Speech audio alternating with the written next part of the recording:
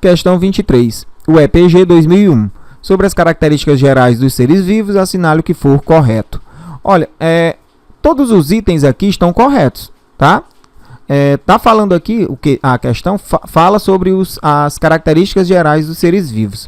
Mas o que eu posso dizer para vocês é o seguinte: a princípio, um ser vivo é qualquer indivíduo, qualquer coisa, né, capaz de se reproduzir, evoluir e manter o metabolismo, isto é, produzir energia quando come ou respira. Mas só isso não resolve.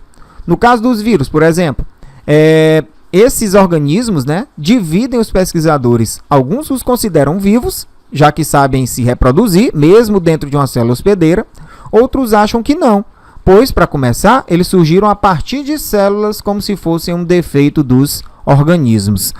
Olha, quanto às características gerais dos seres vivos, além das já citadas na questão, né, como a gente vai ver, podemos incluir outras que estão na tabela no quadro branco. Deixa eu colocar para vocês, tá aí, ó. Então, as características gerais dos seres vivos. Todo ser vivo tem uma organização celular, ou seja, possuem células compondo seu corpo, sejam eles unicelulares ou pluricelulares, possuem um metabolismo, eles produzem energia quando comem, quando respiram, né? Necessitam de energia para fazer suas atividades, inclusive as atividades metabólicas.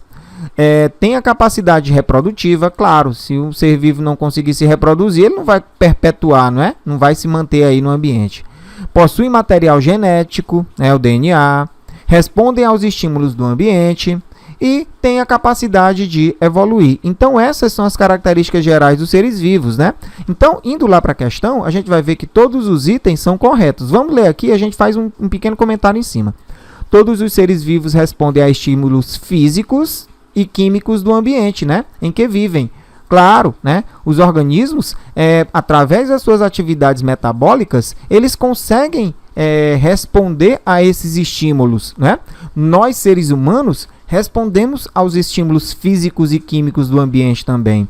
Quando se incide um raio luminoso muito forte no nosso rosto, a primeira coisa que os nossos olhos fazem é tentar se adaptar àquele momento, né? Aquele ambiente. Ou seja, nossa pupila ela vai diminuir, não é? Então, isso aí é um estímulo físico, não é? Então, esse quesito, ele é correto.